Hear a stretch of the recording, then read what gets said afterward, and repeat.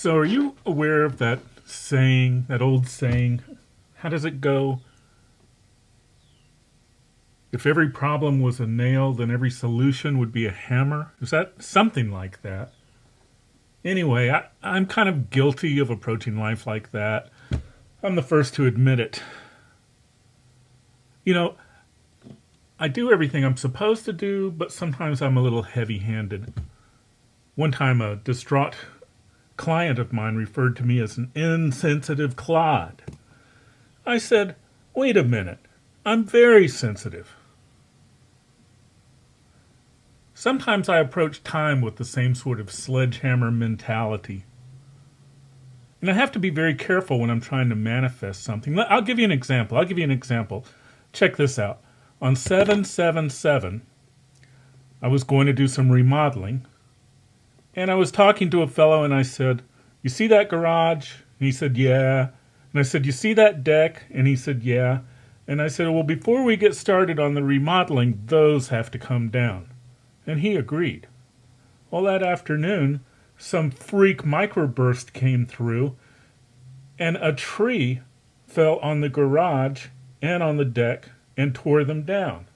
Talk about heavy-handed. Oh, and did I mention that it completely flattened my brand new truck? Now, I didn't even mention that.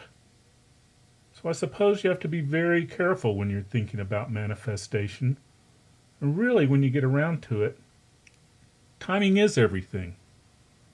In this case, though, time was not linear. Time was circular.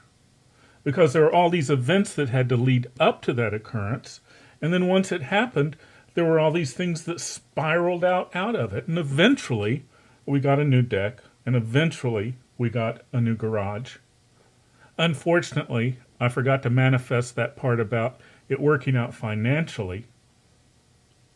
Cost me an arm and a leg. Eventually, I just had to run the contractor off and finish the project myself. What was I thinking there? I certainly wasn't thinking about a concise method of doing that, or a concise way of dealing with it in a time format.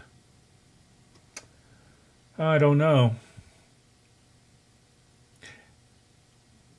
I guess it's all about using the appropriate tool for the appropriate job, whatever that might be. But let's face it, if you don't have that, then just use what you do have at hand, I suppose. If you don't, you might end up toast. I couldn't help myself on that one. Toast. I love toast.